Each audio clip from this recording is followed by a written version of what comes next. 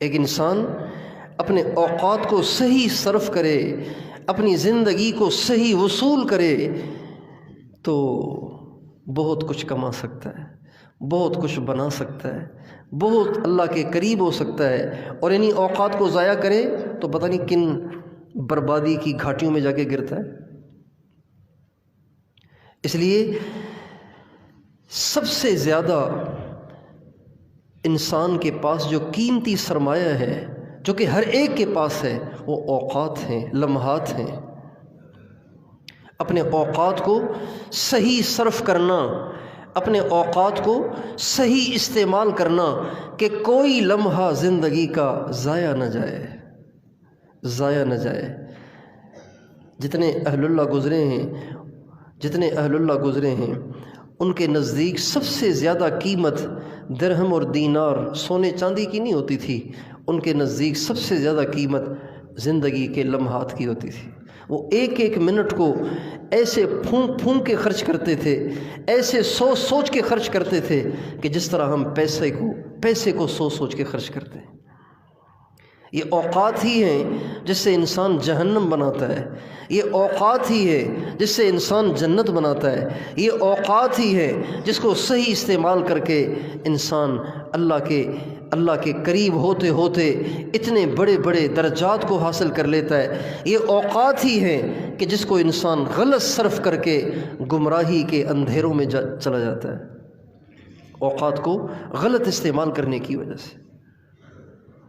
اور اوقات میں بھی سب سے زیادہ انسان کی گمراہی کا سبب بننے والے وہ اوقات اور لمحات ہیں جو فراغت کے ہوتے ہیں، فراغت کے۔ آپ دفتر سے آئے تو دفتر سے تو آپ 4 بجے واپس آ گئے، اب 4 بجے سے لے کر سونے تک آپ کے اوقات کہاں صرف ہو رہے ہیں، اس کو آپ چیک کریں، اس کا شیڈول بنائیں، نظام الاوقات بنائیں کہ آپ نے کس وقت میں کیا کرنا ہے۔ ان اوقات کو صحیح استعمال کر کے اللہ پاک کا قرب حاصل کیا جا سکتا ہے، دنیا کو بھی بنایا جا سکتا ہے، آخرت کو بھی بنایا جا سکتا ہے۔ کم قسمتی سے دنیا کا ایسا بھوت سوار ہو گیا ہے کہ لوگ اوقات کو قیمتی بناتے ہیں دنیا کمانے کے ساتھ۔ گورنمنٹ جاب الگ ہے، پرائیویٹ جاب الگ ہے، آن لائن کاروبار الگ ہے، اپنا پرائیویٹ کاروبار الگ ہے، اور گھر میں الگ کام چل رہا ہے، بچے الگ کر رہے ہیں، بیوی الگ کر رہی ہے۔ ایسا دنیا کمانے کا جنون سوار ہے کہ مرد بھی اس میں مبتلا ہیں، عورتیں بھی اس میں مبتلا ہیں۔ میرے دوستو، انسان ارب پتی بھی بن جائے تو کھائے گا تو 2 ہی روٹیاں نا، 50 روٹیاں تو نہیں کھائے گا، 2 روٹیاں کھاتا ہے، 50 روٹیاں کوئی نہیں کھاتا۔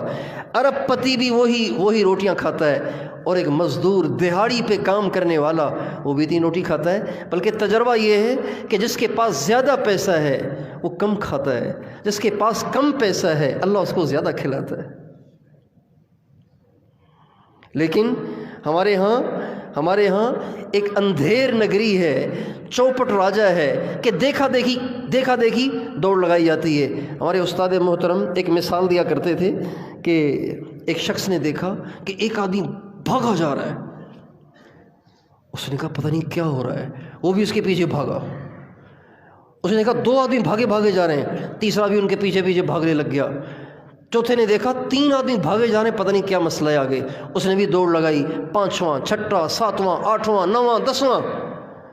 تو ایک سمجھدار آدمی نے دیکھا کہ اتنے سارے لوگ اتنے سرپٹ بھاگے جا رہے ہیں، کوئی مسئلہ ہے۔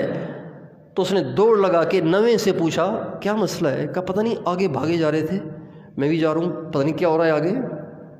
دوڑ لگا کے 8ویں سے، 7ویں سے، 6ٹھے سے، 5ویں سے، 4تھے سے، تیسرے سے، دوسرے سے، پہلے سے پوچھا بھائی کیا مسئلہ ہے؟ کہا میں تو ویسے ہی بھاگ رہا ہوں۔